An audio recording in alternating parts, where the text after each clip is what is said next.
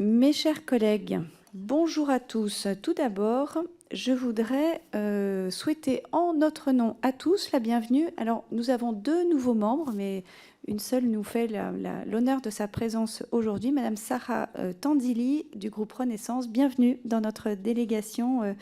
Vous êtes la bienvenue. Nous avons un ordre du jour assez chargé aujourd'hui pour cette réunion de reprise après une intercession estivale qui a permis à chacune, je l'espère, de se ressourcer, mais ça date un petit peu.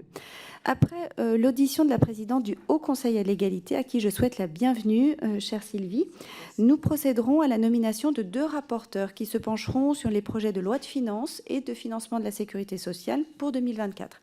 En effet, j'ai souhaité cette année, comme l'année dernière encore, que nous nous saisissions des 2 textes.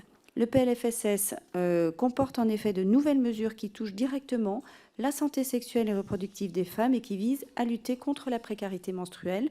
Quant au projet de loi de finances, nous examinerons avec attention, comme chaque année, les crédits qui sont dédiés à l'égalité et, le cas échéant, les prémices de la budgétisation intégrant l'égalité que nous avons collectivement appelée de nos voeux et qui devait être mise en place progressivement, conformément aux annonces qui ont été faites par le gouvernement devant nous au mois de juillet dernier. Pour votre information, ces 2 saisines impliquent évidemment que nous suspendions quelques semaines les travaux sur la mission d'information Femmes et Sport et nous reprendrons cette mission au début du mois de novembre. Et je tiens à remercier vivement nos administratrices pour cette saisine qui, je sais, amène pas mal de travail en peu de temps pour le mois à venir. Après ces 2 nominations, nous examinerons brièvement notre rapport d'activité de 2022-2023 dont le projet vous a déjà été envoyé. Et avant de commencer notre ordre du jour, je vous fais un petit point agenda. La semaine prochaine, le mercredi 11 octobre à 17 h, nous auditionnerons le directeur général de la cohésion sociale ainsi que la chef adjointe du service des droits des femmes et de l'égalité, donc dans le cadre de notre saisine du projet de loi de finances. Ensuite, le 24 octobre, après les questions au gouvernement, nous examinerons le rapport sur le projet de loi de financement de la sécurité sociale pour 2024. Et enfin, mardi 31, nous examinerons le projet de loi de finances pour 2024. Et début novembre, le mardi 7 novembre, ce sera le moment, toujours après les questions au gouvernement, de auditionner notre ministre Bérangère Couillard, qui est ministre déléguée chargée de l'égalité entre les femmes et les hommes et de la lutte contre les discriminations. Enfin, je vous informe que je réunirai le bureau plutôt donc après la période budgétaire de façon à envisager ensemble les auditions plénières que nous souhaitons organiser après l'exercice budgétaire. Alors nous en arrivons à notre ordre du jour et nous vous remercions vivement, Madame la Présidente, d'avoir accepté le principe de cette audition qui suit la remise de votre rapport que je qualifierais d'accablant sur le titre donc pornocriminalité, mettre fin à l'impunité de l'industrie pornographique. La présentation de ce rapport m'a semblé particulièrement opportune à la veille du démarrage de l'examen en séance publique du projet de loi qui vise à sécuriser l'espace numérique. Il s'inscrit de plus, et je les salue, dans la continuité de nos travaux de nos homologues du Sénat et puis les travaux également de notre délégation aux droits des femmes. C'est une question essentielle qui est à la croisée évidemment de la lutte contre les violences et de nos préoccupations sur la santé mentale des femmes, mais aussi des hommes, en particulier des plus jeunes, on l'a vu dans le rapport, plus jeunes d'entre eux qui sont évidemment notre avenir et pour lequel on a une attention particulière. Je vous propose de nous présenter sans plus attendre vos travaux et ensuite nous organiserons un temps de prise de parole des orateurs puis de questions-réponses si vous le voulez bien. Je vous remercie.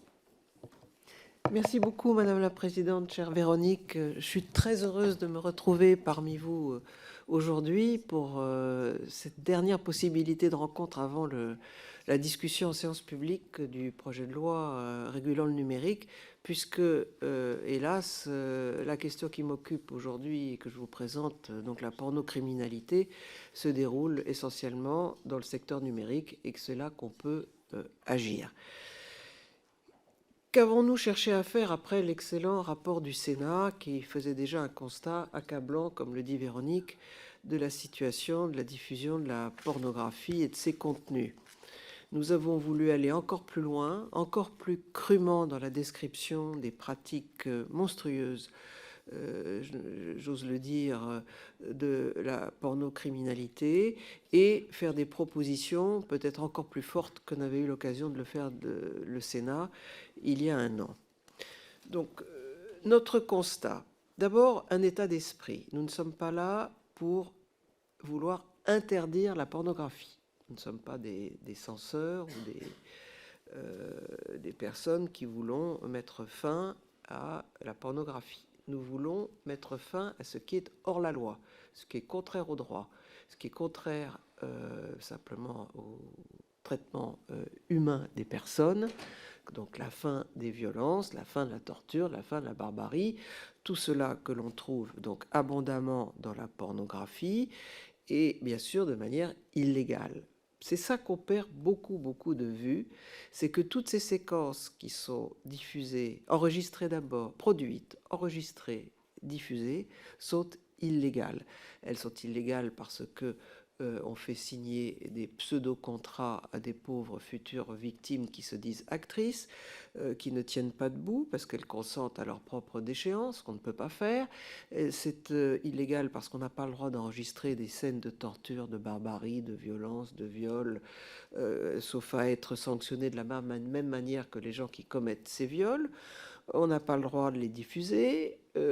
C'est une série de manquements au droit qui passent depuis des dizaines d'années, complètement sous les radars. Les pouvoirs publics n'ont pas l'air de s'en offusquer et les producteurs et les plateformes continuent à se balader tranquillement sous le prétexte de liberté de communication, de liberté artistique.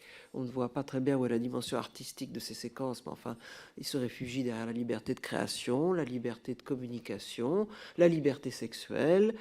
Nous disons que toutes ces libertés s'arrêtent là où il y a atteinte à l'intégrité corporelle et violation du droit pénal. Et le droit pénal prévoit de condamner fortement toutes ces violences. Je vais vous décrire quelques-unes de ces violences à la demande de Véronique.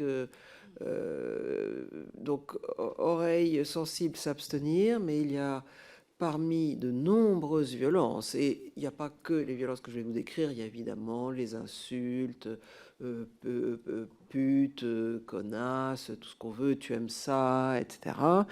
Il y a, disons, presque les violences ordinaires, parce que c'est normal que les femmes soient traitées comme étant des sous-êtres humains qui sont juste destinés à être piétinés et méprisés et violés par les hommes. Mais il y a quelques pratiques, mais maintenant qui sont légion et qui sont carrément banales, qui apparaissent dans ces séquences que je vais vous décrire et qui sont incroyablement tolérées. Il y a parmi elles le bukkake, qui va être d'ailleurs le nom du procès qui s'ouvre bientôt, qui consiste à ce que des dizaines d'hommes violent des femmes avant de leur éjaculer dessus. Donc des manquements évidents au droit, les viols et l'atteinte à la dignité humaine avec cette éjaculation sur toutes ces femmes qui en sortent évidemment non seulement abîmées physiquement mais traumatisées mentalement. Il y a quelque chose qui s'appelle le gangbang, c'est absolument immonde. C'est plusieurs hommes pénètrent à la fois dans plusieurs orifices en même temps, l'anus, le vagin et la bouche d'une femme, et elles en évidemment ressortent complètement abîmées physiquement également. Il y a tous les autres gestes comme l'électrocution dans le vagin, dans la gorge, le gagging, c'est-à-dire un pénis énorme, évidemment, parce qu'on les choisit le plus gros possible, enfoncé jusqu'à l'étouffement dans la gorge des femmes. Enfin, je ne vais pas, on vous urine aussi dessus. D'ailleurs, le rapporteur général m'a demandé, à la commission spéciale réunie sur ce projet de loi, si je mettais le fait d'uriner dans la bouche des femmes dans les tortures et barbaries. Je dis, écoutez, en tout cas, je n'aimerais pas que vous subissiez ce genre de traitement. Mettez ça où vous voulez, mais c'est en tout cas une atteinte à la dignité humaine évidente. Ça n'a pas lieu de rester en ligne. Donc il y a comme ça une myriade de pratiques de plus en plus raffinées, si j'allais dire, si je pouvais dire, si je peux dire, dans le sadisme, la haine, le mépris des femmes, et ces pauvres victimes en ressortent abîmées pour la vie, et physiquement et mentalement. Qu'est-ce que nous en tirons comme leçon? D'abord, les conséquences non seulement pour les femmes, mais pour la jeunesse qui regarde ces images et qui est durablement choquée et marquée dans ses pratiques futures, parce que ça modèle les jeunes qui regardent à notre demande. L'ARCOM a sorti ces chiffres, les a demandé et a sorti ces chiffres, qui regardent ces séquences de plus en plus jeunes. Enfin, un garçon de 12 ans, en moyenne, la moitié des garçons de 12 ans regardent une fois par mois des scènes de cette nature, et surtout les conséquences qu'ils en tirent. 47% des garçonnets pensent que les femmes s'attendent, les filles s'attendent à être agressées sexuellement quand il y aura des relations sexuelles, et 42% pensent qu'elles aiment ça. Donc après, on ne s'étonnera pas que le taux de féminicide augmente, que les agressions sexuelles augmentent, puisque le modèle social, c'est que de faire l'amour, c'est de faire des violences. Tout est mêlé, c'est érotisé en plus. Sexe égale souffrance, violence égale jouissance. C'est abominable. On a l'impression que tout ça est maintenant, c'est monnaie courante, c'est la norme. Donc, pour faire cesser ce préjudice qui est fait à la société, ce modèle qui est offert de violence, pour faire cesser ces violences faites aux femmes, c'est quand même la grande cause du quinquennat. On met ça en priorité des politiques publiques, donc on doit agir. Nous avons réfléchi au HCE à comment mieux mettre fin à ces images catastrophiques, délétères pour la société et catastrophiques pour les femmes. Donc une des mesures, il y a plusieurs mesures, hein, je ne vais pas tout vous égrener, vous trouverez ça évidemment dans le rapport et toutes nos publications. La mesure phare est de demander que, au-delà de la justice judiciaire, qui est très utile et qui doit continuer évidemment à poursuivre les auteurs, y compris aussi les images, mais dans un souci d'urgence, il faut absolument que Pharos, la plateforme de police administrative du ministère de l'Intérieur, élimine les séquences non seulement de viol, de violence, de torture, de barbarie, enfin tout ce qui est absolument contraire à notre code pénal en matière de violence, et qui est contraire à l'article 222-33-3 du code pénal. On n'a pas le droit d'enregistrer, de diffuser de telles images. Donc il y a toutes les raisons pour que Pharos retire ces images, qui sont d'une évidence. On nous dit, mais peut-être ils ne savent pas si c'est simulé ou non simulé. C'est bien sûr non simulé, et c'est ça qui est le problème, c'est pas du cinéma. Et ça se voit à l'œil nu quand on regarde. Je ne vous inflige pas la diffusion qui est illégale de ces images, mais regardez-les, ouvrez Pornhub, moi dans le truc vous tombez dessus tout de suite. Ces images qui en plus sont doublées d'inceste, de racisme, d'homophobie, enfin tout y est. Hein. Donc vous pouvez regarder et discerner à l'œil nu que ce sont des images non dissimulées, où la souffrance des femmes est réelle, et qu'il faut donc y mettre fin. Donc nous avons proposé, et votre présidente a déposé des amendements en sens que je salue, que Pharos soit maintenant responsable d'une nouvelle compétence, au-delà de la compétence qu'ils ont déjà sur le terrorisme et sur la pédopornographie. Nous demandons qu'ils retirent aussi les séquences concernant les violences faites aux femmes, qui sont des violences qui en plus sont la plupart du temps dignes de la torture, enfin qui relèvent de la définition de la torture, parce que je ne sais pas si vous connaissez la définition de la torture qui a été ratifiée par la France dans la Convention de New York dans les années 80 et reprise par une jurisprudence de la Cour de cassation en 2017. La torture est tout acte qui est une souffrance aiguë, mentale ou physique infligée intentionnellement à une personne. Ça concerne 90% des vidéos porno, et d'ailleurs ces 90% sont un chiffre que nous n'inventons pas. C'est la procureure de Paris, Madame Becchio, qui a cité ce chiffre lors d'une audition au Sénat pour le rapport dont nous avons parlé. Donc ce sont devenus des séquences entre guillemets mainstream, pour parler en mauvais français, et qu'il faut évidemment éliminer. Donc d'abord par Pharos. Après, on a beaucoup d'autres propositions, je crois que vous en avez aussi, pour réguler mieux la diffusion de ces images pornographiques dans le numérique. Mais ça, c'est une image essentielle et que j'espère que vous voterez majoritairement, évidemment, dans le cadre de la séance publique.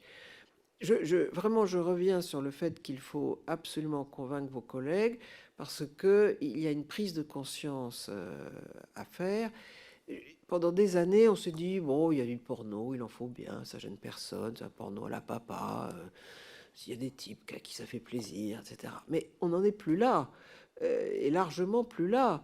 Et d'ailleurs, je suis contente qu'une prise de conscience ait été prise au niveau des médias. D'ailleurs, c'est pour ça que je vous ai apporté une revue de presse, parce que quand on a la une du Figaro, en même temps que la une de l'UMA, suivie de plusieurs pages, on se dit qu'on a déjà quelque part commencé à gagner la bataille de la communication, et que transcourant, transpartisan, sur tous les bancs, puis il y a Le Monde et Libé, enfin il y a tout le monde, je ne sais pas tout apporter, mais quand même, la manchette du Figaro sur un sujet pareil, pornocriminalité, le rapport qui révèle l'ampleur du fléau, avec les 3 pages, et l'UMA pareil, ça fait du bien de se dire qu'on n'a déjà pas travaillé pour rien.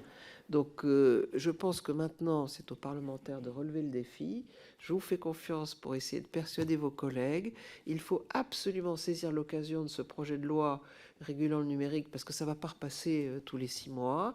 Il y en a un qui est servi tout chaud, là, qu'on peut compléter, amender et rendre tout de suite efficace pour la cause des femmes. Merci de votre attention. Je vous fais confiance. C'est à vous de jouer maintenant. Merci Madame la Présidente. Alors oui, effectivement, ce projet de loi, finalement, pour moi, c'est une double opportunité, si je peux me permettre, à la fois pour protéger nos enfants, puisque être exposé à ces violences, c'est aussi, en tout cas, essayer de limiter que ces violences ne leur servent pas finalement d'entrée dans la sexualité, et puis protéger évidemment les femmes et les filles, car nous savons qu'un manque de régulation, que ce soit pour Internet, les réseaux sociaux, les sites porno, en tout cas, que ça ne crée pas un nouvel espace de perpétuation de ces violences sexistes et sexuelles, pour que ce ne soit pas reproduit dans la vraie vie. En tout cas, vous pouvez compter sur nous. Alors, je vous propose maintenant de passer aux orateurs de groupe. Et pour démarrer, pour le groupe Renaissance, je donne la parole à Madame Amélia Lacrafi.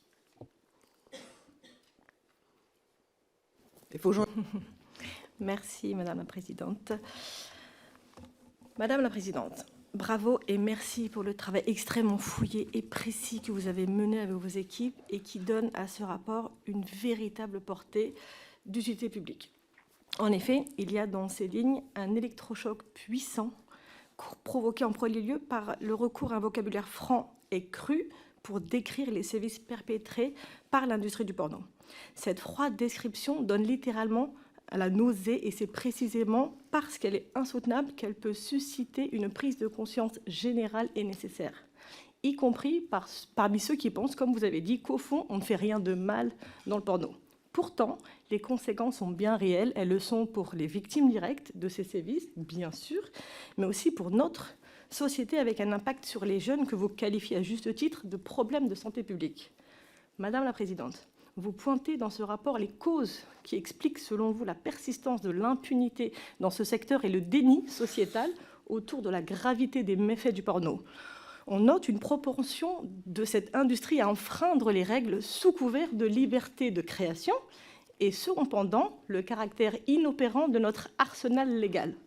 À nous, législateurs, de prendre pleinement la mesure de ces constats, et je pense que nous aurons tous et toutes à cœur, dans cette enceinte, de mener ce combat. Il y a pour ma part un chiffre qui m'a tout particulièrement interpellée. Près de 14 millions d'usagers de sites porno dans notre pays. La France est le 3e pays consommateur.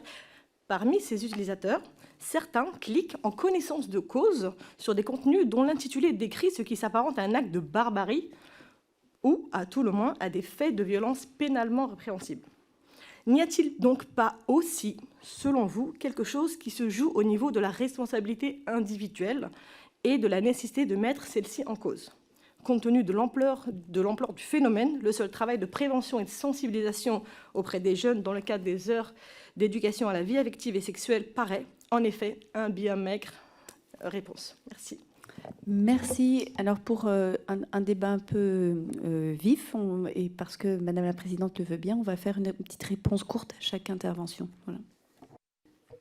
Merci beaucoup, Madame la députée. Je suis évidemment totalement d'accord avec vous. Il faut évidemment commencer par responsabiliser chaque personne. Et comment ? D'abord par l'éducation nationale qui ne fait pas son travail depuis 21 ans, que la loi est votée pour faire ces séances d'éducation sexuelle. Comment voulez-vous que les jeunes n'aillent pas regarder dans leur smartphone des séquences porno quand on leur explique même pas les choses basiques à l'école qui auraient dû être prodiguées depuis longtemps? C'est vrai que les parents ont beaucoup de mal sur ces sujets, c'est compliqué. C'est mieux quand ça se passe avec les parents, mais souvent ça ne se passe pas avec les parents, donc l'éducation et l'école doivent prendre le relais. Et en particulier, vu le stade où on en est arrivé, l'éducation sexuelle doit non seulement être prodiguée, mais en plus, les mises en garde sur ces séquences porno, les décrypter, dire que c'est pas ça la vie réelle, et donc faire toute une campagne, à la fois auprès des jeunes, mais des professeurs et de l'opinion en général, pour alerter sur l'état de la situation. Bien sûr, on ne peut pas se contenter de punir, de retirer les séquences, il faut aussi prévenir. Merci. Pour le Rassemblement national, la parole est à Emmanuel Taché de la Pagerie. Mesdames les présidentes, chers collègues, le rapport remis le 27 septembre par le Haut Conseil à l'égalité entre les femmes et les hommes dépeint une terrifiante réalité concernant la violence prévalente sur les plateformes de contenu pornographique. Ce dernier décrit un niveau de violence, de torture et d'humiliation infligé aux femmes à des niveaux encore jamais atteints, ce que vous avez justement qualifié de massacre illégal à but lucratif. L'étude menée sur les 4 principales plateformes pornographiques a révélé que 90% des millions de vidéos en ligne comportent des violences physiques et sexuelles intolérables. Ces informations scabreuses ne sont pas seulement édifiantes, mais elles mettent également en lumière la culture du viol insidieuse qui semble être encouragée par de telles représentations dégradantes et humiliantes et qui interrogent même sur la notion d'humanité. Le rapport souligne aussi la déficience des autorités dans la gestion des violences pornocriminels, comme le montre l'inefficacité des signalements faits à Pharos, la plateforme gouvernementale chargée de lutter contre les contenus illicites sur Internet. Ce manque d'action et de réactivité face à des contenus manifestement illégaux et inhumains va au-delà de la préoccupation. Dans le même ordre d'idées, le rapport fait état des contenus pédopornographiques et critique l'application restrictive des mesures existantes. Le nombre effarant de 1,3 million de vidéos pédopornographiques identifiées illustre l'ampleur de cette problématique. L'extrême gravité de ces actes nous oblige particulièrement en tant que législateurs et non, vous l'avez très bien dit madame, comme censeurs. Parmi vos recommandations, vous identifiez 5 mesures qui sont du domaine de la loi. Quelles mesures, selon vous, urgentes et immédiates, jugez-vous nécessaire que nous portions au sein de notre délégation afin de mener une action volontaire et commune au Parlement et efficace? Je vous remercie. Madame la Présidente. Merci beaucoup, Monsieur le député. Je l'ai dit dans mon propos liminaire, la mesure phare, si je peux dire, c'est Pharos. C'est vraiment l'instrument idoine pour, en urgence, mettre fin à ce scandale, parce que c'est un scandale. Les policiers sont formés pour cela, puisqu'ils le font déjà pour le terrorisme et la pédopornographie. L'instrument est là. J'en ai parlé même au ministre de l'Intérieur. Il me disait que ça ne me pose même pas un problème de ressources humaines, puisque l'intelligence artificielle peut pourvoir à la sélection des séquences illégales. Donc, il faut se dépêcher de donner une nouvelle compétence à Pharos, et ça, on peut le voter dès la semaine prochaine. Donc, ça serait fantastique. Vous avez dans vos mains une occasion historique de changer un peu le cours des choses pour les femmes et les enfants. Merci. Pour la France Insoumise, Jean-François Coulombe.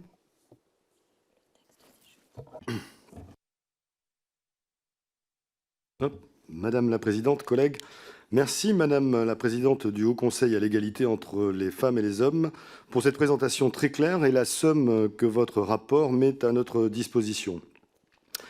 Votre rapport est douloureux à lire parce qu'il jette une lumière crue sur ce qu'est massivement l'industrie du porno. Ce n'est pas du cinéma ni de la fiction, mais bien la captation et la diffusion de violences très réelles. L'industrie pornographique est ce que le capitalisme peut sociétalement produire de pire. Une poignée de gagnants qui réalisent des profits gigantesques basés sur l'exploitation humaine. Et puis l'immense majorité des perdantes et des perdants, les victimes directes, mais aussi et surtout les femmes dans leur ensemble, les personnes racisées, les personnes LGBT et j'en passe. Et bien sûr, parmi les victimes, il y a les enfants et les adolescentes, les adolescents, qui se construisent une image désastreuse de la sexualité basée sur la violence et la domination. Mon groupe partage bien évidemment certaines de vos recommandations, comme le renforcement des moyens de la justice. Nous demandons, de notre côté, le recrutement de 13 000 magistrats, 20 000 greffiers et 10 000 personnels administratifs afin de couvrir véritablement ces besoins. Surtout, nous demandons, comme vous, le déploiement d'une véritable politique de prévention, qui est pour nous le point fondamental et indispensable pour une réelle évolution et la sensibilisation des enfants et des jeunes à une sexualité qu'ils doivent s'approprier eux-mêmes. Il faut que les séances d'éducation à la sexualité soient enfin appliquées et qu'elles incluent une sensibilisation à la pornographie, à destination des enfants, bien sûr, mais aussi des parents bien souvent trop peu vigilants. Nous allons déposer, comme l'an dernier, des amendements en ce sens au projet de loi de finances pour 2024, même si nous n'avons pas d'illusions sur les 49.3 qui la contraindront à la fin. Certaines de vos recommandations sont plus sujettes à débat. Nous craignons un contournement de l'autorité judiciaire, pouvant constituer des précédents problématiques. Autre point de débat, les méthodes de contrôle de l'âge des utilisateurs et utilisatrices de sites pornographiques. Nous partageons bien sûr avec vous l'idée qu'il faut empêcher les mineurs d'accéder au contenu pornographique. Mais dans le cadre de l'examen du PGL sécurité numérique, un point de vigilance nous semble fondamental et mérite d'être finement pesé au regard des enjeux. Certaines méthodes de contrôle de l'âge nous semblent difficilement compatibles avec le respect des droits et des libertés individuelles. Prenons par exemple la solution du tiers de confiance préconisée par la CNIL, qui ne garantit pas le droit à la vie privée et à l'anonymat en ligne. De même que l'utilisation d'une carte bleue ou de la reconnaissance faciale ou biométrique contreviennent également à l'anonymat. J'aimerais donc avoir votre avis sur ce point précis. Pensez-vous réellement qu'il soit possible de contrôler l'âge des utilisateurs tout en préservant le droit à l'anonymat et à la vie privée? Et enfin, encore merci pour nous avoir présenté ce rapport qui montre que le chemin est encore long dans le combat contre les dérives de cette industrie. Merci, Madame la Présidente. Si vous pouvez juste être dans votre timing, en fait, chacun. Voilà. Merci. Merci, Monsieur le député. Vous soulevez deux problèmes tout à fait intéressants. La problématique du contournement du judiciaire. Loin de nous cette idée. Nous ne voulons qu'ajouter des instruments pour la politique publique concernant la pornographie. Et bien sûr que le chemin judiciaire doit continuer. Nous mettons même dans nos recommandations que ça doit devenir le numéro 1 de la politique des parquets. Donc il faut que les auteurs de ces monstruosités soient poursuivis, que les procédures puissent se développer. Simplement, il y a une urgence à défendre la société contre ces images. Et dans l'urgence, quand il y a le feu dans la rue, on ne commence pas par le procès, on commence par éteindre le feu. Donc nous disons, bien sûr, il faudra qu'il y ait le procès, qu'il y aura les procédures judiciaires, mais commençons par éteindre le feu et le mal qu'il fait aux femmes qui en sont victimes et à la jeunesse qui regarde. Donc pour nous, il n'y a pas du tout de mise à l'écart de l'autorité judiciaire, il y a au contraire un ajout de Pharos avec elle. En matière de technique de contrôle d'âge, je pense que il est extrêmement compliqué de trouver le bon système. Ce dont je suis certaine, alors bien sûr il faut préserver l'anonymat, la liberté du consommateur, les droits fondamentaux, enfin il faut concilier deux libertés, c'est toujours difficile. Il y a pour l'instant, me paraît-il, une urgence, c'est qu'on n'a pas pris les bonnes dispositions dans le projet de loi qui émane du Sénat sur le référentiel qu'on se propose de faire bâtir à l'Arcom et la CNIL pour que les sites puissent ensuite les installer en se disant, puisque c'est les pouvoirs publics qui nous le proposent, il doit être bon.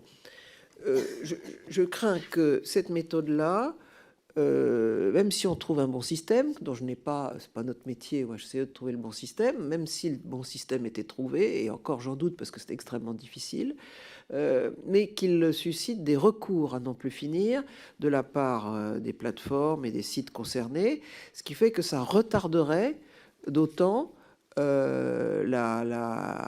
l'élimination de ces sites et de leurs séquences monstrueuses. Moi, je préférais le système précédent que vous aviez voté en 2020, qui demandait aux sites de mettre eux-mêmes en place le système idoine. Et si on trouvait que ce système n'était pas idoine et n'était pas efficace ou avait des défauts, eh bien, on fermait les sites. Ça donnait et là, la nouvelle loi donne un nouveau pouvoir que nous approuvons à l'Arcom de ne pas passer par le judiciaire pour dire stop. Peut-être que vous direz encore que on bypasse le judiciaire, mais je pense que c'est utile parce que on voit très bien comment ces plateformes qui ont des millions à dépenser en procédure, en avocats, etc., font feu de tout bois pour toujours retarder le moment de s'incliner. Donc je pense que la bonne solution, c'est l'Arcom qui a le droit de constater que si le site ne met pas en place un système efficace, conforme au droit et à l'efficacité, eh bien, on le ferme.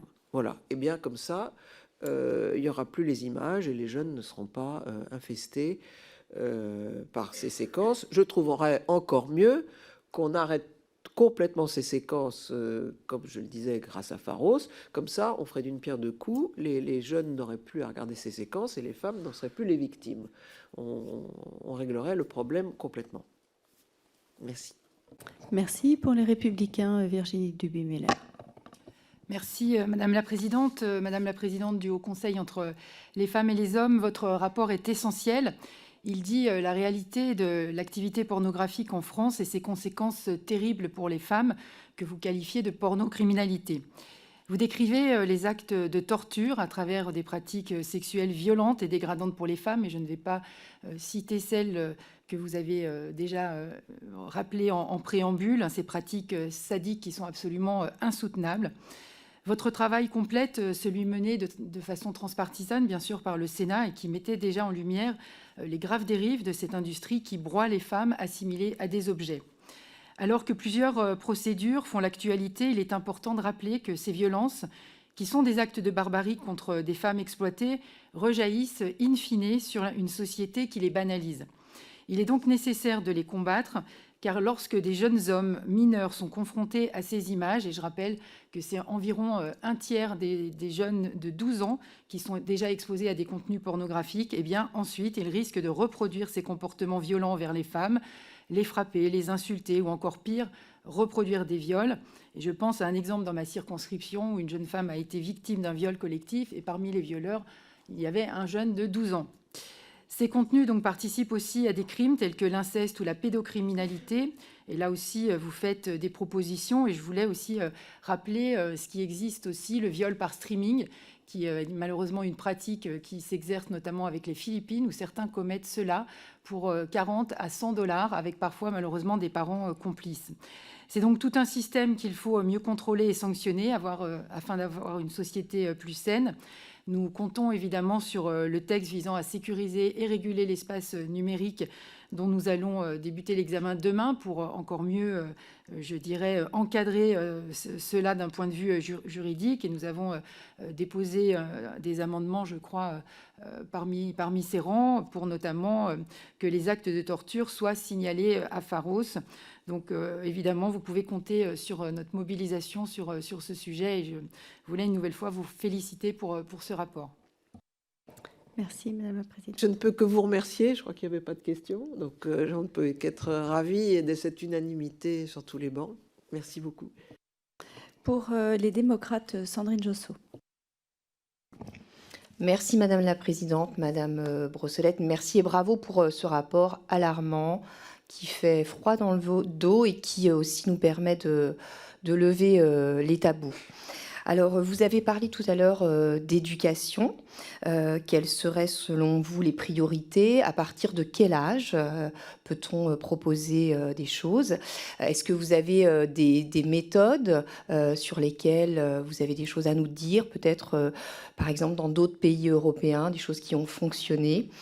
Et puis, vous avez aussi parlé de la loi et de Pharos. Y a-t-il des arguments vraiment massus pour aussi mettre en valeur ce qu'on pourrait proposer via la loi qui arrive là à l'Assemblée? Merci pour tous ces éléments et à votre écoute. Merci madame. Donc pour l'éducation, je peux esquisser quelques recommandations. Nous allons les creuser un peu plus tard parce que ce sera sans doute au menu des travaux du HCE pour l'année qui vient. D'ailleurs, ça occupera 2 voire 3 commissions pour essayer justement de proposer un mode d'emploi complet sur qu'est-ce qu'il faut changer dans l'éducation dans ce pays, non seulement éducation sexuelle, mais après orientation des filles, enfin faire la totale de ce qu'il faut modifier pour que ça aille mieux de ce côté-là. Sur l'éducation à la vie affective et sexuelle, nous pensons, comme d'ailleurs le projet de loi qui avait été voté il y a plus de 20 ans le prévoyait, qu'il faut commencer dès le plus jeune âge, dès le primaire, avec des contenus adaptés à chaque âge, évidemment, avec des professeurs formés. Ça peut être aussi des associations, mais dont le corpus puisse être complètement validé et en accord avec l'éducation nationale, qui viennent en appoint pour aider les professeurs qui feraient ce travail, parce que nous manquons de bras à l'éducation nationale, enfin c'est ce qu'on nous dit, et que donc les professeurs sont déjà très très occupés. Vous savez bien qu'il en manque quelquefois même dans les écoles, et donc ça serait un surcroît de charge. Mais enfin je pense qu'on doit pouvoir trouver quelques heures quand même par trimestre pour parler de ça, et surtout bâtir ce qu'on veut dire à chaque étape, et s'adapter vraiment au plus jeune public. Donc il faudrait que le Conseil national des programmes essaye de concevoir avec tous les meilleurs spécialistes, les pédagogues, les psychologues, les sociologues, enfin tous ceux qui peuvent s'occuper le mieux possible du cerveau de l'enfant puis de l'adolescent, qu'est-ce qu'il peut accepter comme image, comme parole, et peu à peu le mettre dans un état d'esprit où il apprend le consentement, où il apprend ce que c'est que de se respecter, où peu à peu, à l'âge qu'il faut, il apprend les éléments de la sexualité. Et en tout cas, ça ne doit pas se borner à mettre en garde les jeunes contre le MST et les grossesses précoces. Pour l'instant, c'est ça, l'éducation sexuelle. C'est vraiment trop limité, c'est très bien, c'est très utile. Mais il faut évidemment pas borner le champ de l'éducation à la vie sexuelle et affective à ça. Il faut tout mettre dedans, tout ce qu'on peut.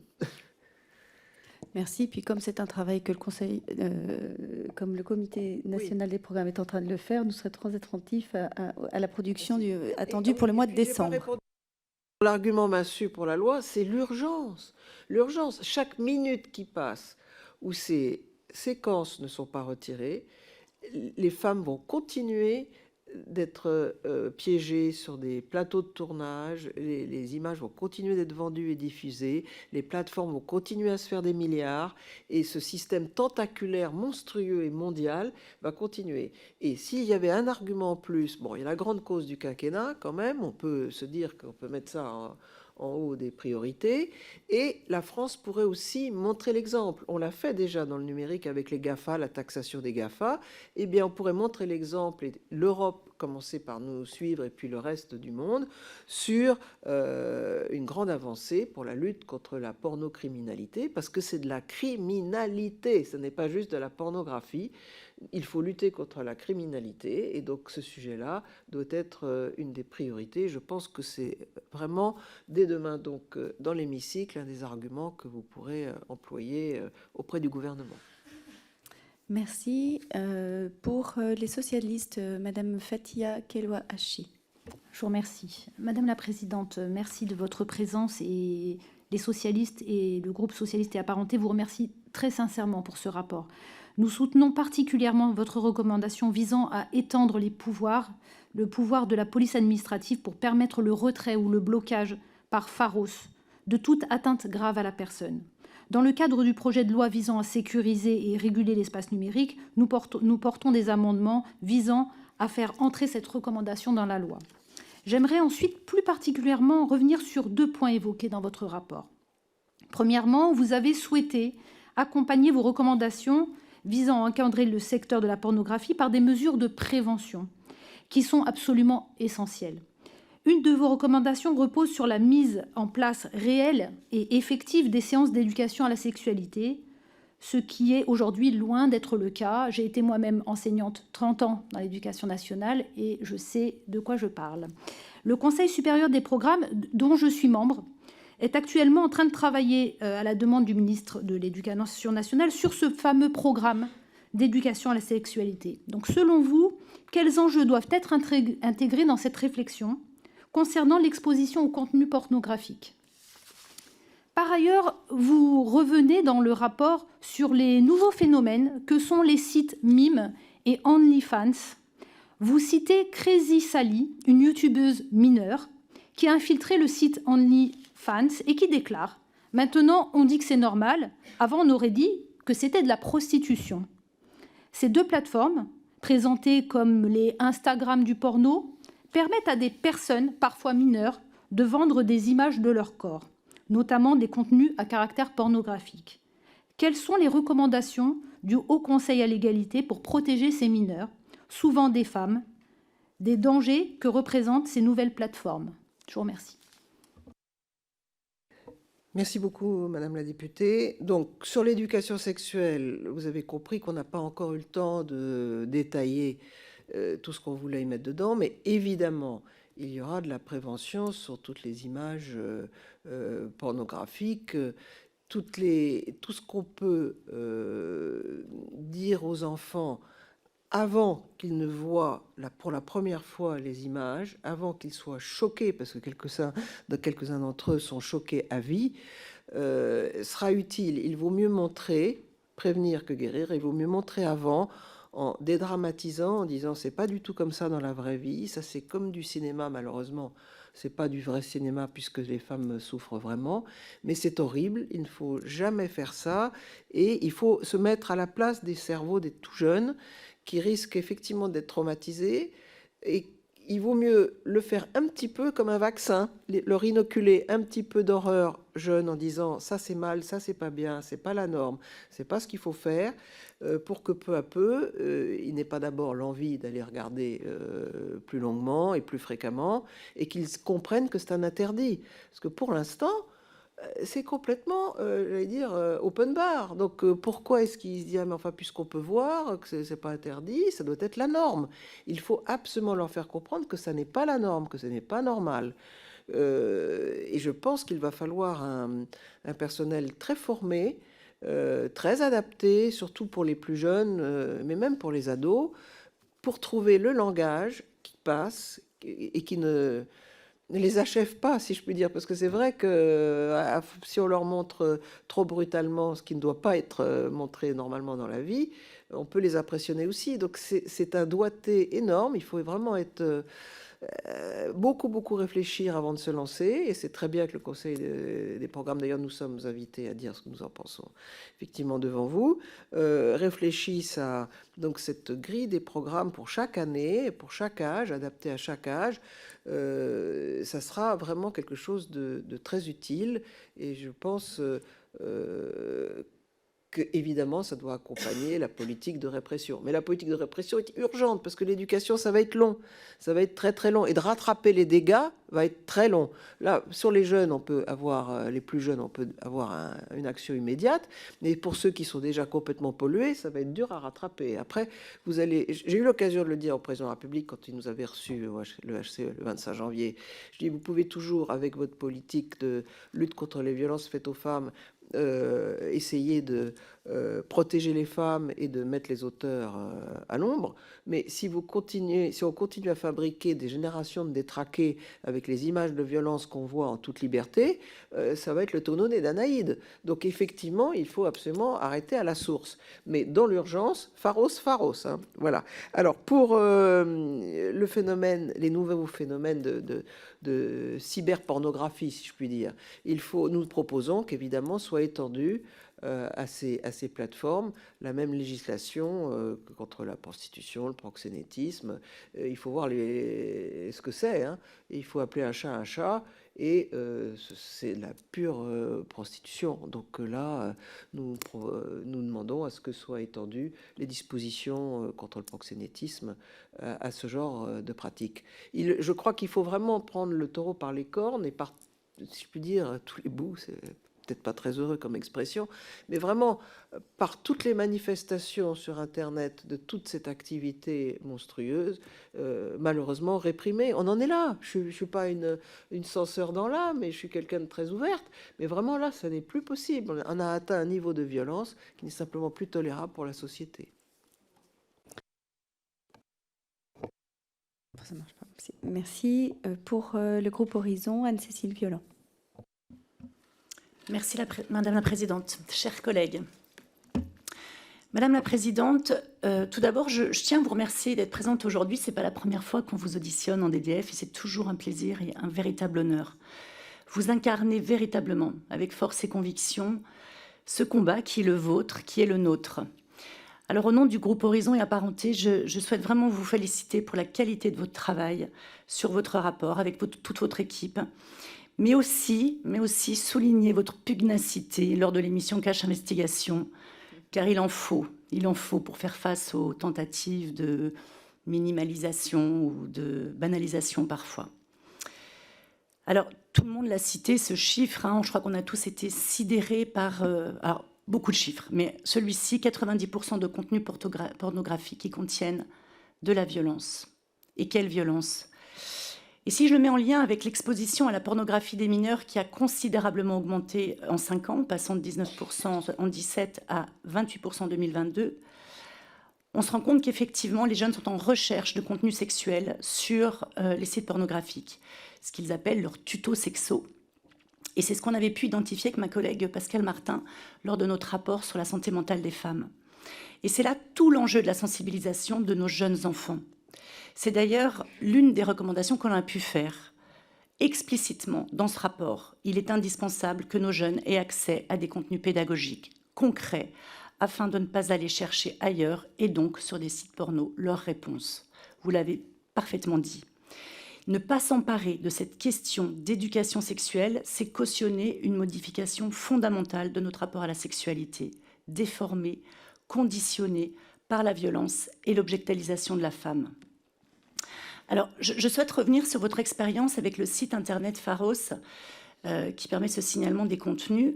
Vous l'avez dit, pas de suite, absence d'effet suite au signalement de ces contenus. Alors évidemment, hein, là on est limité effectivement par la loi. Il est indispensable de passer à l'étape supérieure et de pouvoir absolument intégrer les contenus de violence et de barbarie. C'est indispensable qu'on soit à cette étape-là. Lors de vos échanges avec le ministère et votre expertise sur le site Pharos, alors qu'en est-il? Est-ce que vous avez pu obtenir des réponses justement concrètes sur le plan technologique? Quelles sont les failles? Quelles sont les failles ou quels sont les outils qui peuvent véritablement nous amener à pouvoir être vraiment efficaces? Parce que je crois que c'est vraiment l'enjeu. Vous l'avez dit, hein, on est dans l'urgence et il nous faut des outils. C'est Madame la Présidente de la DDF qui veut répondre manifestement. En tout cas, voilà, vous n'êtes pas une censeuse, vous contribuez évidemment à la sauvegarde de nos valeurs, à la dignité de notre société, et un immense merci. Merci à vous et pour les mots personnels qui me touchent évidemment beaucoup. Et pour moi aussi, c'est toujours un plaisir de venir devant vous toutes et tous parce qu'on a une oreille spécialement attentive chez vous, évidemment. 2 mots sur effectivement l'éducation sexuelle, on y revient, on est d'accord. Si on ne le fait pas, c'est la pornographie qui sera l'école du sexisme, l'école des violences sexuelles, l'école de la barbarie. Donc il vaudrait mieux le faire à la vraie école que sur Internet. Sur Pharos, techniquement, comment ça se passe en réalité? Pharos est chargé pour le terrorisme et la pédopornographie, donc de faire retirer, c'est pas lui qui le fait, hein, c'est pas la plateforme qui le fait, il demande quand il voit qu'il y a des contenus qui sont illégaux, de faire retirer par les hébergeurs. Si les hébergeurs ne le font pas assez vite, il demande aux fournisseurs d'accès en France de faire cesser l'URL, enfin, donc il n'y a plus d'image. Donc, c'est très très simple de faire la même chose pour des scènes de violence. Je veux dire, techniquement, ça ne pose aucun problème, même si on dit mais il y a une masse de contenus et ils viennent de l'étranger. Le fait qu'ils viennent de l'étranger, effectivement, empêche un peu que les hébergeurs qui diffusent ces sites obéissent, mais à ce moment-là, on a le fournisseur d'accès, et ça, il est en France, enfin, Orange, Free, ils s'exécutent, ils sont en France, ils obéissent à la loi française. Et quant à la masse, qui fait un peu peur, mais deux arguments. D'une part, je vous ai dit, l'intelligence artificielle qui peut, ça c'est le ministre de l'Intérieur lui-même, M. Darmanin, qui nous l'a dit, Paola, notre secrétaire général, que je remercie au passage, parce que sans elle, rien ne serait possible au HCE. Donc il faut quand même qu'on le sache, toute l'équipe d'ailleurs, mais beaucoup Paola. Donc nous étions dans le bureau de M. Darmanin il y a une dizaine de jours, et je lui ai dit, je sais que peut-être ça pose un problème de RH. Non, pas de problème de RH. Avec l'intelligence artificielle, on balaye les séquences, on peut très bien sélectionner les images problématiques. Donc de ce côté-là, il n'y a pas de problème. Et après, on demande aux hébergeurs, puis aux fournisseurs d'accès, de procéder techniquement à la coupe. Donc l'avantage en plus de ce système, c'est qu'une fois qu'on aura fait ça pendant quelques semaines, je vous assure que les producteurs qui veulent gagner de l'argent avec la pub qui entoure la diffusion de leurs images, s'ils n'ont plus leur argent, ils vont arrêter de produire. Donc ça va se tarir très vite. Il y a la force de l'exemple.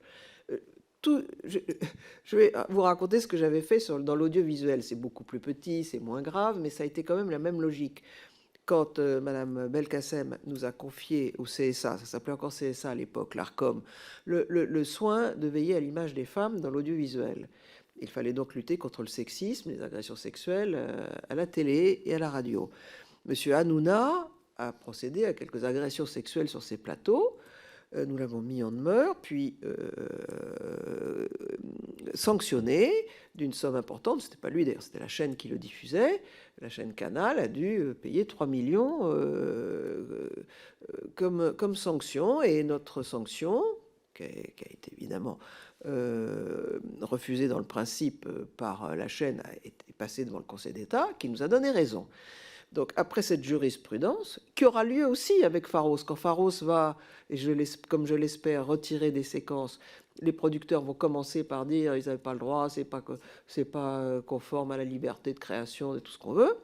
Il y aura une jurisprudence, et la jurisprudence, comme le Conseil d'État a fait pour nous vous donnera raison à la loi, et ça s'arrêtera. Et M. Hanouna continue malheureusement sur beaucoup d'autres thèmes, mais sur les femmes, ça s'est arrêté. Donc, je pense que pour ce qui est de la production de séquences atroces pour les femmes, si les plateformes n'y ont plus intérêt parce qu'elles n'ont plus l'argent, ça s'arrêtera. Donc, c'est un des meilleurs moyens. Il faut les toucher au portefeuille. Pour les toucher au portefeuille, il faut que les productions ne puissent plus avoir lieu parce qu'elles ne sont plus diffusées. Et on aura gagné. Donc, je fais un rêve. Voilà. Je pense qu'on peut y arriver. Avec vous.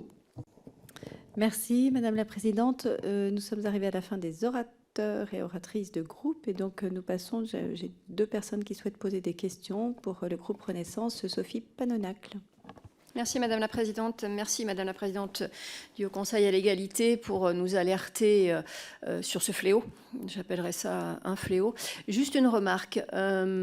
Sur ma circonscription, on essaie de travailler avec les établissements scolaires et ce n'est pas si simple que ça. Vous parliez d'éducation à la sexualité. Moi, je pense que l'éducation à la sexualité, c'est une chose, mais tous les enseignants ne peuvent pas tout faire. On ne peut pas tout leur demander. Et par rapport aux violences de manière générale, les associations peuvent peuvent aller dans certains établissements et peut-être de manière plus proche avec les élèves, ou en tout cas de manière différente, venir expliquer ce qui se passe et venir témoigner de ces violences, de ces difficultés, et en tout cas alerter les jeunes.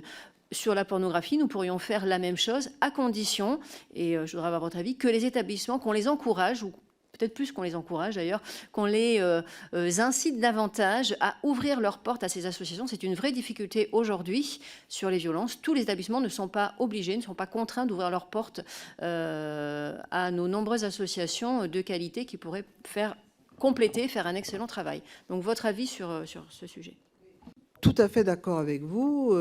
Beaucoup d'associations avec lesquelles nous travaillons journellement, puisque nous sommes les représentants des associations au HCE, nous ont d'ailleurs fait part de leur déception parce qu'elles n'ont pas pu répondre à la demande de certains lycées ou certains collèges parce qu'elles-mêmes n'ont plus l'argent pour financer ces activités.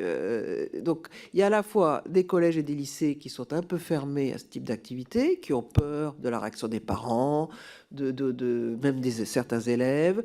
Il y a cette peur à surmonter qui doit être surmontée par l'établissement d'un programme bien public, bien discuté avec tout le monde et qui fasse l'objet d'un consensus pour qu'il n'y ait pas de dérapage possible ou pas de doute possible. Mais il y a aussi des moyens à donner aux associations pour qu'elles puissent continuer à vivre. Elles sont de plus en plus sollicitées.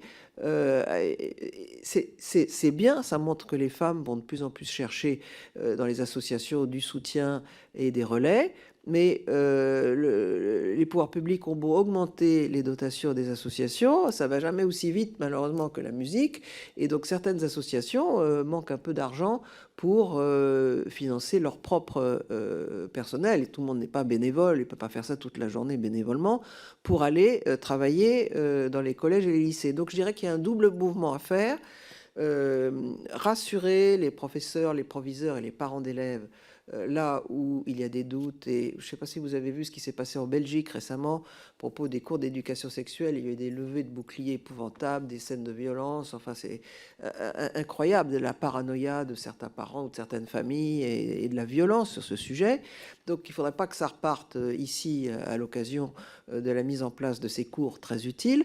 Donc il faut rassurer tout le monde côté parents et professeurs. Ceux qui n'ont pas envie de faire ça, il ne faut pas les obliger, mais il faut que ce soit des personnels volontaires, que ce soit des associations ou des enseignants, les former, se mettre d'accord sur le programme, et pour ce qui est des associations, leur permettre effectivement de répondre à la demande. Elles sont un peu en manque cruel de moyens, et donc je vous fais un appel pour elles, parce que je me fais le relais. C'est vrai que la demande est forte, mais elles ne peuvent pas pourvoir à tout. Donc je pense qu'il y a un double mouvement à enclencher. Merci. La parole est à Mireille Clapeau. Merci, Madame la Présidente. Donc, Madame la Présidente du HCE, merci pour tous ces travaux. Je m'associe à ce qui a été dit. Votre rapport, il fait froid dans le dos. Moi, j'avoue qu'il m'a appris des choses. Déjà, comme je suis l'une des rapporteurs de ce projet de loi SREN, j'ai participé à une audition. Et c'est vrai que dans toute sa crudité, vous dénoncez des choses absolument abominables dont j'ignorais jusqu'à l'existence. Donc, je le dis de façon ferme, il n'y a aucune justification à cette exploitation de femmes ou d'enfants ou d'hommes. Et j'exprime mon dégoût de ces pratiques porno-criminelles. Et en plus, je le redis, je suis vraiment consciente des dégâts que cette exposition précoce et régulière à la violence, la cruauté, la pornocriminalité peut faire envers nos enfants. Et c'est une question de santé publique. J'ai noté une expression que vous avez dit tout à l'heure. On fabrique des générations de détraqués avec ce business. Et c'est d'ailleurs assez fort de voir le contraste entre les trois pointes de ce triangle maléfique, si on peut dire, les consommateurs, ceux qui sont consommateurs, je dirais, conscients, qui ont une jouissance addictive, le business du porno, et ça a été dit, c'est pour faire de l'argent, c'est un but lucratif, et puis les victimes. Et d'ailleurs, je me posais la question de quid des victimes. Est-ce qu'on arrive à les accompagner, à les soigner, parce que ça doit être un traumatisme terrible après ces crimes. Alors, je dis tout ça, et malgré tout, comme nous sommes législateurs, je voudrais ouvrir un débat et donc apporter une nuance à ce qui a été dit. parce que si c'était facile, ça aurait été fait, je pense, et je pense qu'on est quand même dans une zone un peu grise. Alors pourquoi? Je m'explique. Vous savez que toute loi qu'on fait doit passer au filtre de la constitutionnalité. Et donc, il n'est pas sûr que la constitutionnalité de ces mesures que vous prenez soit acquise. On a eu une expérience en 2019. Vous affirmez que la non-simulation est évidente, mais quand même, là aussi, est-ce que ça passerait la barrière de la Constitution? Et puis, qu'est-ce qu'on va faire avec les représentations littéraires ou cinématographiques antérieures? Je pensais, on en parlait hier, au dernier Tango à Paris, où il y a à la fin une scène de sodomie non consentie. Qu'est-ce qu'on fait avec ces représentations-là? Est-ce que vous les mettez dans le même sac ou est-ce que pour vous, c'est complètement différent? Merci. Madame la Présidente. Merci beaucoup. Alors, d'abord, sur le dernier Tango à Paris, la scène était simulée. Si, elle l'a dit dans les interviews. Non. L'acte n'a pas été perpétré. C'était montré pour faire croire que... Non, j'ai relu toutes ces interviews, justement. Enfin bon. Si elle n'avait... Bon, je pense qu'elle aurait... Si elle n'était pas contente et elle l'aurait dénoncé, elle aurait porté plainte. Mais enfin bon, j'ai lu des interviews d'elle disant qu'elle n'avait pas été pénétrée. Qu'elle avait été surprise qu'on lui impose ce type de scène, mais qu'elle n'avait pas été pénétrée, mais qu'on lui avait imposé une scène de supposée sodomie. Enfin bon, ça c'est un point, refermons la parenthèse. Sur la constitutionnalité, qui est votre point le plus important, il se trouve que j'ai pu en parler avec le président du Conseil constitutionnel, enfin ça reste un peu entre nous, c'était pas officiel, on a eu une discussion, il m'a félicité en juillet dernier pour les positions que nous venions de prendre à l'occasion de la discussion au Sénat du projet de loi que vous allez examiner demain. On avait déjà pris position au HCE pour les propositions qu'on faisait concernant ce projet de loi. On l'avait fait avec un peu d'avance sur notre rapport pour que ce soit déjà utile pour les sénateurs et sénatrices. Et donc, il en avait eu connaissance et il dit « Je t'approuve complètement ». Je le connais depuis longtemps, hein, j'étais journaliste politique, on se tutoie. Et je lui dis « Mais est-ce que tu crois que ma mesure Pharos peut passer le Conseil constitutionnel ?» Je lui ai carrément demandé. Il m'a dit « Mais largement, on est vent debout au Conseil constitutionnel sur ces scènes pornographiques. » Et je lui ai dit, mais torture et barbarie, elle me dit, mais bien sûr torture et barbarie, mais ne serait-ce que atteinte à la dignité humaine. Ces scènes sont attentatoires à la dignité humaine, et il m'a expliqué que le Conseil constitutionnel était spécialement regardant sur ce critère-là. Donc, franchement, je ne crois pas qu'il y aura de problème de constitutionnalité. Comment peut-on être au Conseil constitutionnel et dire, oh ben non... ces scènes circuler, il n'y a rien à voir, c'est pas attentatoire à la dignité humaine, il n'y a pas de violence et de barbarie. Une fois de plus, toutes ces scènes ne sont pas du cinéma, ce n'est pas simulé, les souffrances sont réelles et ça se voit. Infligez-vous le spectacle de ces séquences. Je ne sais pas si vous l'avez fait, il suffit de regarder ça 2 minutes, on suffoque. Ce n'est pas possible de mimer une souffrance pareille. Les objets et les pénis introduits chez ces femmes sont réels. Les trous sont réels. Quand on voit des femmes éviscérées, je ne vous ai pas dit le pire tout à l'heure, le prolapse. Alors je vais vous l'infliger pour vous persuader, madame, que ça ne peut pas être inventé. Le prolapse, c'est quand le vagin ou l'anus d'une dame est tellement défoncé par des pénétrations multiples et brutales que les intestins, les organes intérieurs sortent. Voilà. Eh bien, écoutez, des scènes comme ça, je ne sais pas comment le Conseil constitutionnel peut dire attention, c'est peut-être simulé, c'est peut-être de la création, c'est peut-être du cinéma. Je ne crois pas une seconde. Je crois qu'au contraire, ils applaudiront dès demain une loi qui permettrait d'éliminer ce genre de torture sur Internet en liberté. On reste un peu sans voix. Merci. La parole est à Béatrice Descamps. Merci, Madame la Présidente. Madame la Présidente, merci pour votre rapport, pour votre travail et votre présence ici aujourd'hui, à nouveau aujourd'hui. Ma question va peut-être paraître un peu, comment dirais, superficielle, mais je tenais quand même à l'aborder Vous avez rappelé et insisté sur le fait que l'éducation nationale ne joue pas suffisamment son rôle en la matière d'éducation sexuelle, et ce depuis trop longtemps. Vous avez raison, je partage. Vous avez dit aussi que ces sujets étaient difficilement abordables au sein de la famille, en tout cas de certaines familles, et je voudrais rebondir là-dessus. Ne croyez-vous pas que notre rôle est aussi de faire évoluer les mentalités en aidant les familles, en les mettant face aux dangers que sont ceux de l'utilisation des écrans pour les enfants, parce que je pense qu'il y a une méconnaissance de ces dangers. Je faisais partie des députés du Forum citoyen sur le sujet, et je peux vous dire que voilà, c'est pour ça que je me permets de revenir sur ce sujet. Et aussi, beaucoup de parents ont besoin d'être aidés, que ce soit dans cette matière, que ce soit dans la matière d'éducation sexuelle. Ne croyez-vous pas que nous avons un rôle aussi à jouer, en plus de celui de l'éducation nationale ? Mais bien sûr, Madame la députée, c'est évident, les familles ont un rôle énorme à jouer. Quand d'ailleurs j'étais encore au CSA, et ça continue aujourd'hui, on faisait des campagnes énormes, d'abord pour dire attention, pas d'écran avant 3 ans, et après faites attention à ce que vos enfants voient, ils peuvent être marqués à vie. Il y a quand même encore dans l'audiovisuel des scènes épouvantables, et il y a maintenant, surtout sur leur smartphone, des choses vraiment... qui ne devrait pas être mis devant tous les yeux.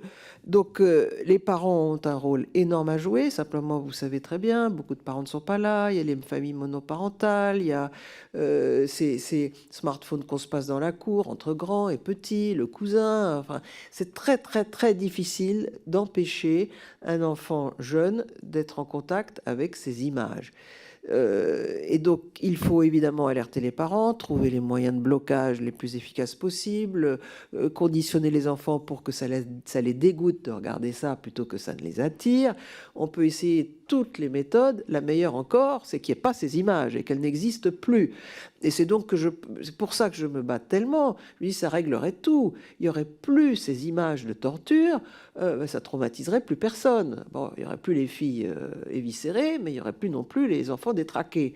Donc, je pense quand même que c'est une méthode peut-être un peu radicale, mais qui est la plus efficace, parce que l'éducation, les systèmes de blocage, tout ça, c'est très joli. Les parents, bien sûr, mais vous savez, il faut dire qu'il y a quand même beaucoup de parents qui regardent ces fameuses séquences.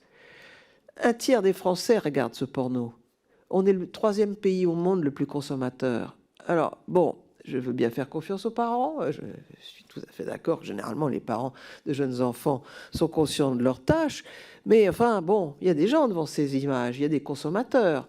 Donc, je préférais qu'il n'y ait plus ces images. Voilà. Et je ne comprends pas, je vais vous dire un truc personnel, comment on peut jouir devant des images pareilles. C'est pour moi un mystère absolu.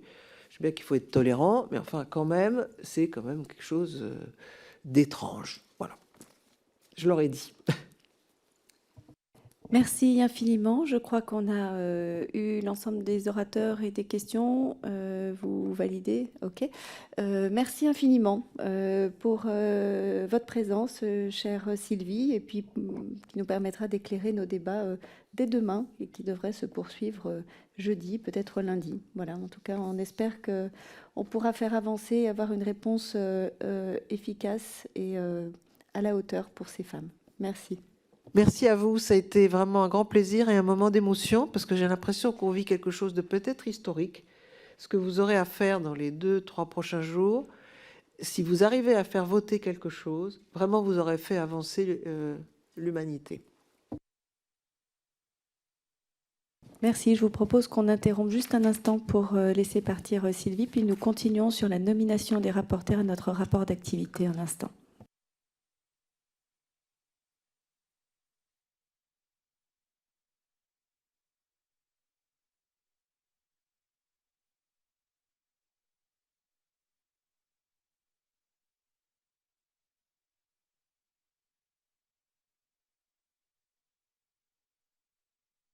Je vous propose maintenant de procéder à la désignation.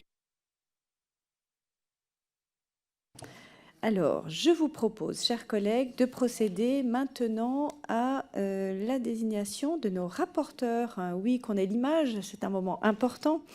Sur le projet de loi de finances pour 2024, j'ai reçu la candidature de Madame Julie Delpech du groupe Renaissance, et sur le projet de loi de financement de la sécurité sociale pour 2024, j'ai reçu la candidature de Madame Émilie Chandler du groupe Renaissance. Je vous propose des prises de parole l'une et l'autre si vous le souhaitez. Madame Émilie Chandler. Merci Madame la Présidente. Alors sur le PLFSS 2024, je me suis portée candidate notamment à la découverte des articles qui pouvaient concerner notre délégation. Ils sont au nombre de 4. Il s'agit de la vaccination contre le HPV organisée dans les établissements scolaires, qui est un vrai sujet de santé publique, mais c'est également une annonce qui a été faite, la gratuité des préservatifs masculins pour les moins de 26 ans. Alors on va voir comment on fait pour aller plus loin, parce que finalement, pourquoi uniquement pour les garçons. Également, le troisième point sur pour lutter contre la précarité menstruelle, sur les protections périodiques réutilisables mises à disposition des jeunes filles. Et enfin, le quatrième point qui va nous intéresser est celui de la délivrance des antibiotiques pour le traitement des cystites par les pharmaciens. Donc, c'est à la découverte de ces points, mais pas seulement, que j'ai décidé de porter ma candidature pour être rapporteur pour avis sur le PLFSS 2024, et j'espère avoir votre confiance. Merci Madame Chandler pour la partie PLF. Madame Delpech. Oui, merci Madame la Présidente. Ayant été rapporteur pour avis l'année précédente, j'ai souhaité pouvoir poursuivre cette mission, et donc on reconduira les mêmes auditions, et on ira aussi sur 2 autres points, notamment sur la suite au rapport de la Cour des comptes, que je vous retrouve l'intitulé exact, la politique d'égalité entre les femmes et les hommes menée par l'État, et puis également sur le fonds de soutien aux organisations féministes. Voilà les 2 points que nous ajouterons. Mais pour poursuivre ce travail effectivement mené l'an dernier, j'ai souhaité pouvoir représenter ma candidature. Donc merci par avance pour votre confiance. Merci. Y a-t-il des demandes de prise de parole ? Non. Alors très bien. Écoutez, nos rapporteurs sont donc désignés. Félicitations à vous et bon travail sur les auditions. Et nous avons donc déjà identifié les 2 dates. Avant de nous quitter, chers collègues, il m'incombe de présenter très brièvement notre rapport d'activité de la saison passée, dont le projet vous a été communiqué la semaine dernière par le secrétariat. Ce rapport est divisé en 4 parties. La première est relative à l'activité législative de la délégation. Elle rappelle que nous nous sommes saisis durant cette session des projets de loi de finances et de financement de la sécurité sociale, ainsi que des propositions de loi sur la constitutionnalisation de l'interruption volontaire de grossesse, ainsi que donc les différentes recommandations qui ont été formulées par nos rapporteurs, Madame Julie Delpech, Madame Prisca Thévenot, Marie-Noëlle Battistel et Monsieur Guillaume Gouffier-Valente. Elle mentionne également les amendements que j'ai pu déposer avec la co-signature de plusieurs d'entre vous et qui ont été définitivement adoptés lors de ces 2 projets de loi. Et puis, dans la deuxième partie, le rapport revient sur nos activités d'évaluation et de contrôle, en particulier sur nos 2 rapports d'information, celui de Mesdames Céline Calvez et Sandrine Josso sur la budgétisation intégrant l'égalité, et celui de Mesdames Pascale Martin et Anne-Cécile Violent sur la santé mentale des femmes. Le rapport, il retrace également les 7 auditions des membres du gouvernement que nous avons effectuées, ainsi que nos déplacements.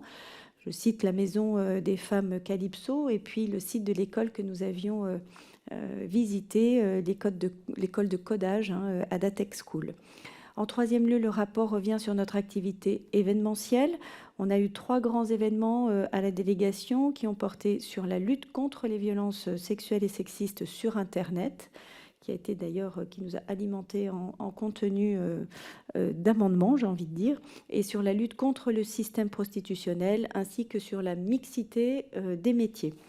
Enfin, le rapport retrace notre activité internationale et en matière de diplomatie féministe, depuis la réception d'une délégation de parlementaires marocains qui a notamment donné lieu à une audition en plénière, à l'instar des représentantes d'associations d'Afrique de l'Ouest, que nous avons également entendues, jusqu'à l'organisation en fin de session d'un temps d'échange avec des personnalités afghanes qui œuvraient pour l'amélioration de la situation, aussi d'autres qui œuvraient pour l'amélioration de la situation des femmes en Afghanistan. Cette brève présentation, c'est donc l'occasion de nous féliciter collectivement pour à la fois la diversité, la qualité de nos travaux, vos présences également, et que nous ne manquerons pas d'assurer le suivi dans les prochaines semaines, évidemment dans les temps budgétaires qu'on a pu citer. C'est également l'occasion pour moi de vous remercier sincèrement chacun et chacune d'entre vous sur la contribution que vous faites au sein de cette délégation. Et je forme le vœu que cet état d'esprit finalement transpartisan de notre délégation puisse se poursuivre dans nos travaux. Je mets donc aux voix le projet de rapport d'activité. Qui est contre? Qui s'abstient? Qui est pour? Et bien donc le rapport est adopté. Il sera publié. Généralement, il est aussi imprimé. Je vous propose une chose, plutôt qu'il reste à la bibliothèque et que chacun le chercher, on amènera ici des exemplaires de façon à ce que vous puissiez les distribuer. Et puis, je vous invite peut-être à le faire savoir. On peut être fier de ces travaux-là. Donc, en tout cas, c'est le cas pour moi. Je suis assez fière de nos travaux. Donc, faisons-les connaître. Voilà. Pour la prochaine réunion, je vous indique toujours l'agenda. Ce sera mercredi 11 octobre à 17h15 pour l'audition dans le cadre du PLF, donc du directeur général de la cohésion sociale et de la chef adjointe du SDFE. Voilà. Et c'est à 17h. J'ai dit quoi? 17h15. C'est 17h. Voilà. Eh bien, merci à vous. Bonne soirée.